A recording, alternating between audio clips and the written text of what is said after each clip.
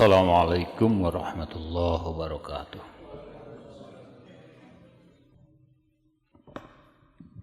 Allahu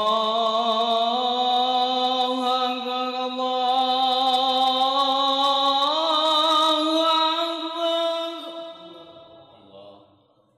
Allahu Akbar, Allahu Akbar.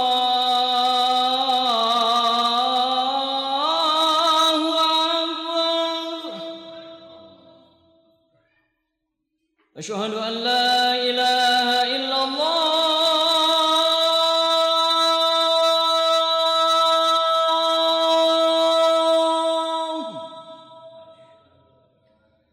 أشهد أن لا إله إلا الله.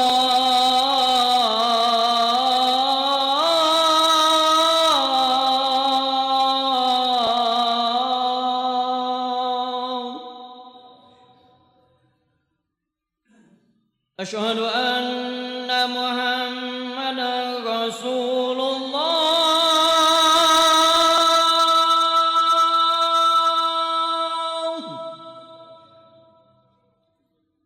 أشهد أن محمدا رسول الله.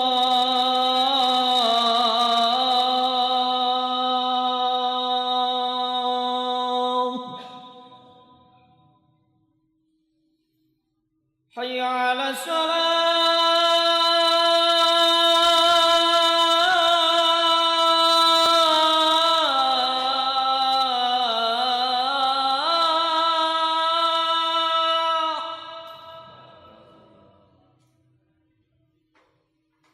حي على الصلاة.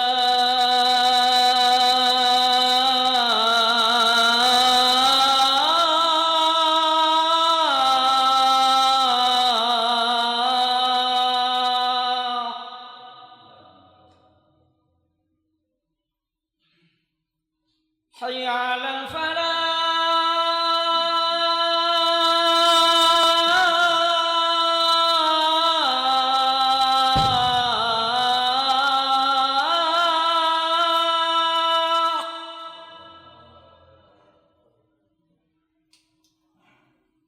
حي على الفلاح.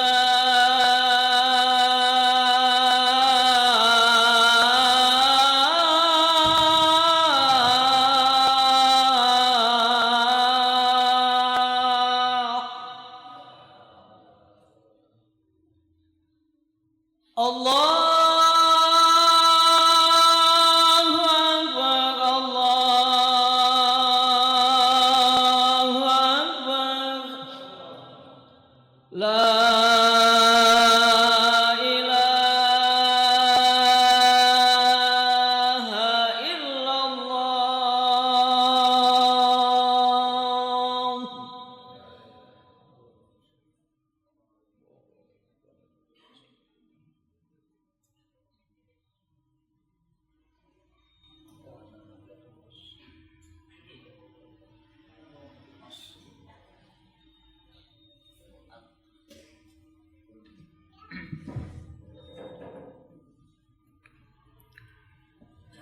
Alhamdulillah, nasta'inuhu wa nastaghfiruh wa na'udzu billahi min syururi anfusina wa sayyiati a'malina. May yahdihillahu fala mudhillalah wa may yudlil fala hadiyalah. Wa asyhadu an la ilaha illallah wahdahu la syarikalah wa asyhadu anna Muhammadan abduhu wa rasuluhu allazi la nabiyya ba'dah, amma ba'd. Faya ibadallah, usikum wa iyaya bitaqwallah, faqad fazal muttaqun. Kama qala ta'ala fi kitabil karim, a'udzubillahi minasyaitonir rajim. Ya ayyuhalladzina amanu ittaqullaha haqqa tuqatih wa la tamutunna illa wa antum muslimun. Hadirin jamaah Jumat undangan Allah Subhanahu wa taala. Syukur alhamdulillah pada kesempatan siang hari ini Allah Subhanahu wa taala masih berkenan memberikan kesehatan kepada kita disertai dengan keafiatan sehingga pada kesempatan siang ini kita bisa hadir Di majelis yang sangat mulia ini dalam rangka kita mendekatkan diri kepada Allah, taqarrub ilallah, melaksanakan salah satu kewajiban kita, yaitu melaksanakan ibadah Jum'ah. Mudah-mudahan melalui ibadah Jum'ah yang kali ini kita lakukan, kita laksanakan, benar-benar menjadi wasilah bagi kita untuk bisa meningkatkan kualitas keimanan, ketakwaan kita kepadanya. Hadirin sidang Jum'ah yang dimuliakan Allah, tadi Otib singgung bahwa kita bisa kumpul di sini karena kita sehat. Ya. Sebab ketika kita tidak sehat, mustahil kita bisa datang menuju masjid Allah ini. Indikator kita sehat biasanya kita itu suka mengukur dengan nikmat dan tidak nikmatnya ketika kita makan. Ya. Biasanya orang Sunda suka diukur dengan nikmatnya makan. Ketika kita makan nikmat berarti kita sehat. Ya. Ketika tidur juga pulas berarti kita itu sehat. Sangat sederhana biasanya. Sebab ketika tidak sehat, biasanya makan tidak nikmat, makan tidak enak, tidur pun demikian. Padahal hadirin, ketika kita sehat sebenarnya bukan hanya alat merasa saja, bukan hanya lidah saja yang bisa merasakan nikmatnya makanan, rasa makanan, ya. Tetapi ketika kita sehat justru sebenarnya seluruh fungsi organ yang ada di dalam tubuh kita itu sehat. Apa saja organ tubuh yang ada pada diri kita. Kan ini luar biasa ya. Bukan hanya lidah yang bisa merasakan, membedakan rasa dan bisa menikmati enaknya rasa-rasa hidangan tertentu, tetapi ya kita punya organ-organ tubuh lainnya yang sebenarnya itu semua sehat. Jantung kita sehat, paru-paru kita dengan berfungsi dengan baik sehat, ginjal kita sehat. Ya, sehingga sehat itu sebenarnya ya kumulatif dari seluruh organ tubuh yang ada pada diri kita menunjukkan bahwa organ tubuh kita itu tidak bermasalah alias ya, sehat. Begitu. Kadang-kadang kita sehat simpel aja sehat, padahal kalau kita urai organ-organ tubuh yang ada pada diri kita ini luar biasa ya. Dari mulai atas sampai bawah ya, otak kita ya. Ada otak depan, otak kiri, otak kanan, otak besar ya, kemudian mata kita, telinga kita, hidung kita, lidah tadi ya, kemudian ya seluruh organ tubuh yang ada pada diri kita ini luar biasa. Dengan berbagai fungsinya itu kan tidak begitu saja. Ya. Tidak berjalan alamiah begitu saja. Tetapi kita yakin bahwa semua organ tubuh kita yang berfungsi dengan normal itu ada yang mengaturnya. Ada yang ngurusnya, ada yang mengaturnya.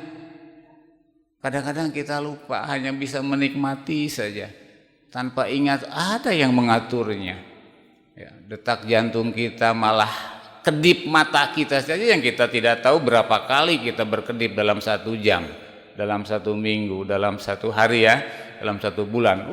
Itu kita tidak pernah menghitung kedip mata kita. Yang kalau tidak kedip kan akan terasa bagaimana mata itu perih dan lain sebagainya ya. Belum lagi detak jantung kita, napas kita. Ini luar biasa, ada sang pencipta yang mengatur yang disebut dengan Rabbul Alamin, Allah Subhanahu wa taala. Nah ini hadirin sidang Jum'ah yang dimuliakan Allah. Jadi sehat itu luar biasa. Nikmat yang Rasulullah pernah mensinyalir bahwa kebanyakan manusia itu tertipu oleh yang namanya sehat. Sebab menganggap ya sehat itu sehat saja. Ya, sehingga dia lupa sehat itu untuk apa. harus bagaimana ketika kita sehat. Kita sebagai umat Islam, hamba Allah, dibimbing oleh Sang Holik sebagai Rob Alamin, Rob kita yang memelihara, yang mengatur segala sesuatunya, bukan hanya diri kita tapi alam semesta. Kita dituntut oleh Allah Subhanahu wa taala agar kita menjadi makhluk yang pandai bersyukur atas segala nikmat yang telah Allah berikan kepada kita.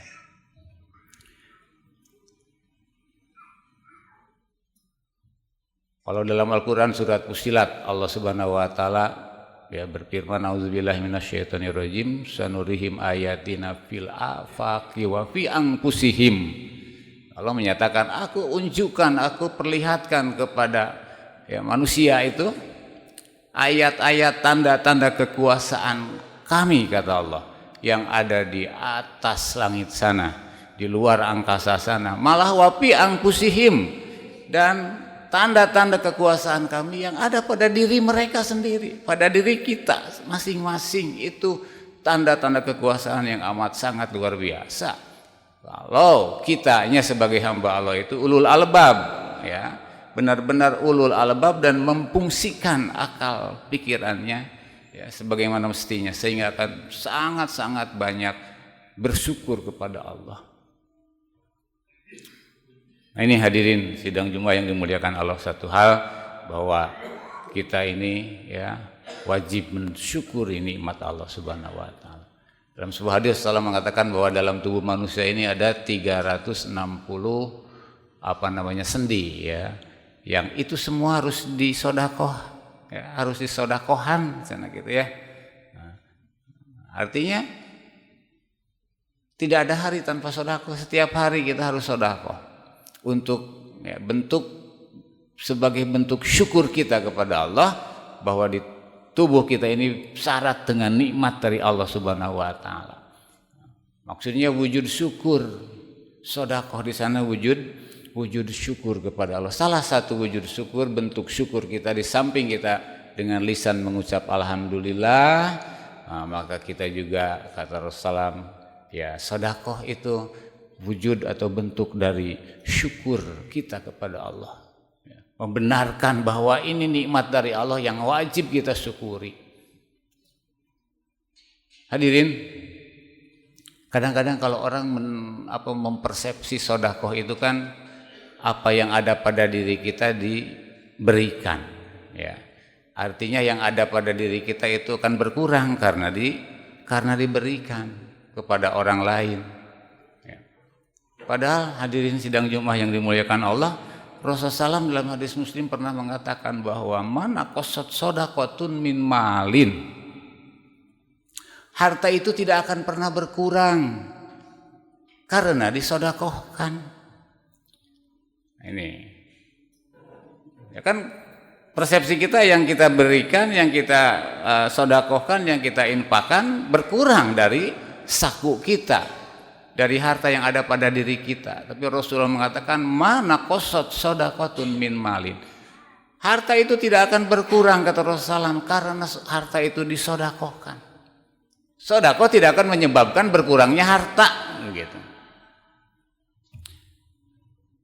Ya kan, apa yang kita makan akan menjadi sampah, apa yang kita pakai akan lusuh, akan habis juga.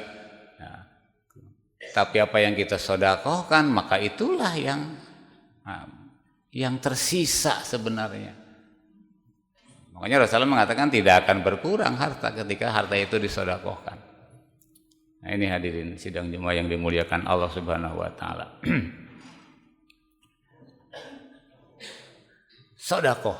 Sedekah bentuk syukur kita kepada Allah Subhanahu wa taala. Wa may yuqassuha nafsihi faulaika humul muflihun. Siapa yang terpelihara dirinya dari syuha, dari kekikiran ya, kekikiran dirinya, kan orang mah watak tabiat karakternya manusia itu memang kikir.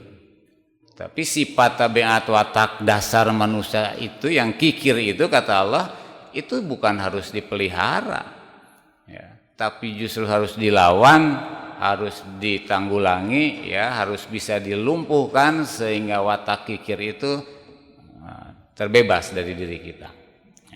Nah ini, jadi siapa yang terpelihara dari kekikiran, faulaika humul muflihun, maka mereka itulah orang-orang yang beruntung. Terus Allah Subhanahu wa taala menyatakan seperti itu dalam Al-Qur'an. Artinya ya, sedekah itu kan apa ya? Kadang-kadang kita begini, berhitung. Siapa sih yang lebih perlu? Siapa sih yang lebih butuh dengan sedekah itu? Apakah kita yang sedekahnya atau mereka yang menerima sedekah dari kita? Hadirin, sebenarnya itu yang lebih butuh itu kita, ya. Kita yang sedekah, kita yang infak itu lebih butuh dibandingkan dengan mereka yang menerima sedekah dari kita. Kalau kita sedekah dengan makanan kepada seseorang yang papa, yang miskin, yang duafa, itu kan bisa membantu menghilangkan lapar mereka. Hanya sebatas itu sebenarnya. Tapi justru bagi kita yang memberikan infak sedekahnya, justru itu lebih berharga. Sebab itulah yang akan membersihkan diri kita. Ya. Hakikatnya justru kepentingan kita, kebutuhan kita, sedekah itu untuk membersihkan diri kita. Ya. Tutahhirhum wa tuzakkihim, kan begitu ya. Tutahhiruhum wa tuzakkihim. Kan sedekah, infak, zakat itu sebenarnya untuk membersihkan jiwa, membersihkan diri kita. Bukan untuk orang lain, yang lebih penting untuk kita. Ketika kita tidak sedekah, tidak infak, apalagi tidak zakat, berarti kita ini najis, berarti kita ini kotor. Kan begitu. Maka dengan kita memberikan zakat, memberikan infak, memberikan sedekah, berarti kita ini membersihkan diri kita. Nah oleh karena itu sebenarnya lebih butuh kita daripada mereka dengan bentuk sedekah yang kita berikan itu. Yakinlah bahwa mana qasad sadaqatun min malin, itu kata Rasulullah SAW.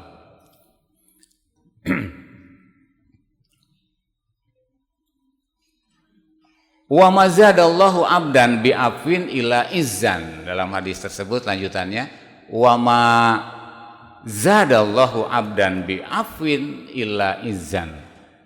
Kemudian tidaklah Allah menambah untuk seorang hamba yang bersikap pemaaf, orang yang mudah memaafkan kesalahan orang lain, pemaaf begitu, melainkan kata Rasulullah SAW, illa izzan, melainkan kekuatan yang akan diberikan oleh Allah, kemuliaan.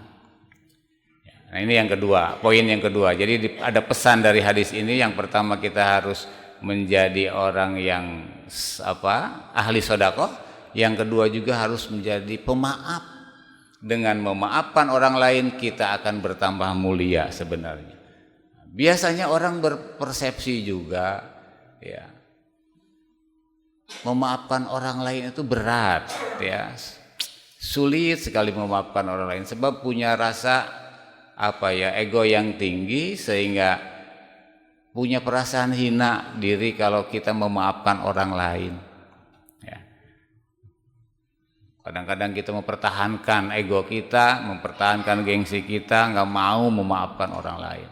Pinginnya orang lain yang minta maaf. Nah, padahal kan kata Rasulullah SAW justru orang yang lebih dulu, ya, memaafkan, yang lebih dulu, kalau dalam istilah itu yang lebih dulu minta maaf, yang lebih dulu mengaku salah, nah itulah yang lebih baik. Ya. Tapi di sini apalagi kalau orang orang lain belum minta maaf, kita sudah lebih dahulu memaafkannya. Allah itu Maha Pemaaf kan, ya. Allah itu Maha Pemaaf. Allah sangat mencintai, ya, kepada yang namanya maaf itu, tuhibul afwa. Maka oleh karena itu mintalah kepada Allah, ya, fa'fu anni, maafkanlah aku ya Allah.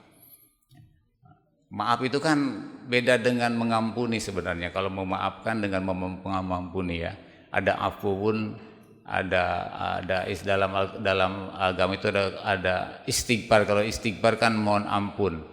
Allah memberikan ampunan, artinya Allah menilai, menganggap, memperhitungkan kesalahan kita, tetapi Allah Subhanahu wa taala akhirnya mengampuninya. Tapi kalau memaafkan, Allah tanpa memperhitungkan kesalahan kita, lah tos teu dianggap salah dimaafkan. Nah, itu. Jadi ya doa itu kan yang oleh Rasulullah SAW diajarkan kepada Siti Aisyah, manakala pas di bulan Ramadan itu di Lailatul Qadar, doa apa yang layak, yang pantas, yang tepat aku panjatkan kepada Allah ya Rasulullah jika bertepatan dengan Lailatul Qadar. Kata Rasulullah, katakanlah Allahumma innaka afuwun tuhibbul afwa fa'fu anni. Itu doa itu justru berarti doa yang sangat luar biasa. Mohon dimaafkan oleh Allah Subhanahu wa taala. Allah Maha Pemaaf, maka kita sebagai makhluknya masa kita mau bedegong, mau takabur, tidak mau memaafkan orang lain. Jadilah pemaaf. Hudil afwa gitu kan dalam Al-Qur'an juga. Maafkanlah ya. Maafkanlah kesalahan orang lain itu. Hudil afwa. Wa'mur bil ma'ruf wanha 'anil munkar. Nah ini ya, wa'arid 'anil jahilin ya. Berilah maaf, maafkanlah.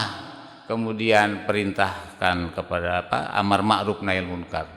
Ya, perintah kepada kebaikan, cegah dari kemunkaran, dan berpalinglah dari orang-orang yang tidak tahu diri begitu, yang jahil. Tong saruana jeung nu jahil mah ya geus we antep ya, orang tidak mengerti mah ieu mah nu jahil di layanan. Nah, jadi sarua jahil nah. Barakallahu li wa lakum.